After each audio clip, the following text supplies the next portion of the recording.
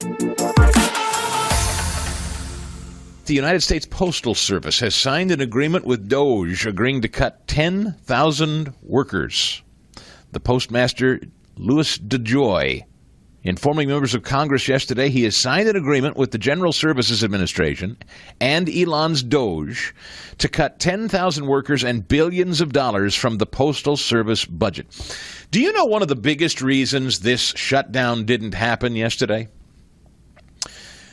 Or probably isn't going to happen, I should say, today. They're going to have a vote, we believe, today, and we believe Democrats are ultimately going to help pass this CR so the government doesn't shut down. Because if this were to go on, if Susan Rice, for instance, and her advice had been taken,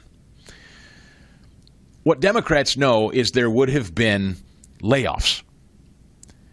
Democrats know that ultimately you would have started one by one seeing agencies laying off non-essential employees, just like we went through with the COVID thing. If you're a non-essential person, you could stay home. And that became the working business model and has continued to be the business model of government, really, for the better part of 5 years. If you're non-essential, stay home. I always laughed because I imagined, what do you feel like as a person? Sincerely, where's the dignity in being told by your supervisor, you can go ahead and go home? You're non-essential around here.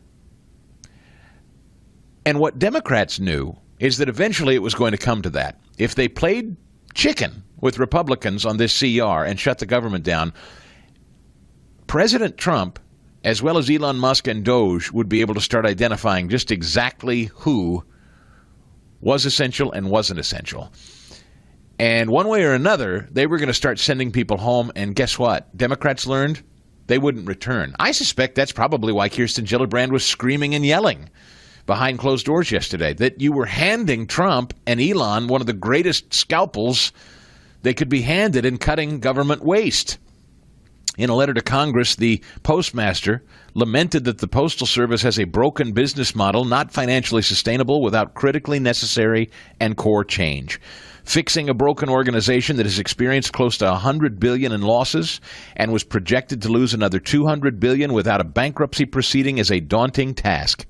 Fixing a heavily legislated and overly regulated organization as massive, important, cherished, misunderstood, and debated as the Postal Service with such a broken business model is even more difficult.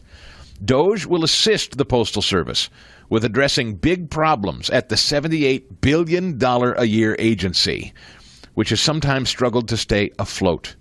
The agreement aims to help the Postal Service identify and achieve further efficiencies. The Postal Service listed such issues as mismanagement of the agency's retirement assets and workers' compensation program, as well as an array of regulatory requirements that the letter described as restricting normal business practice.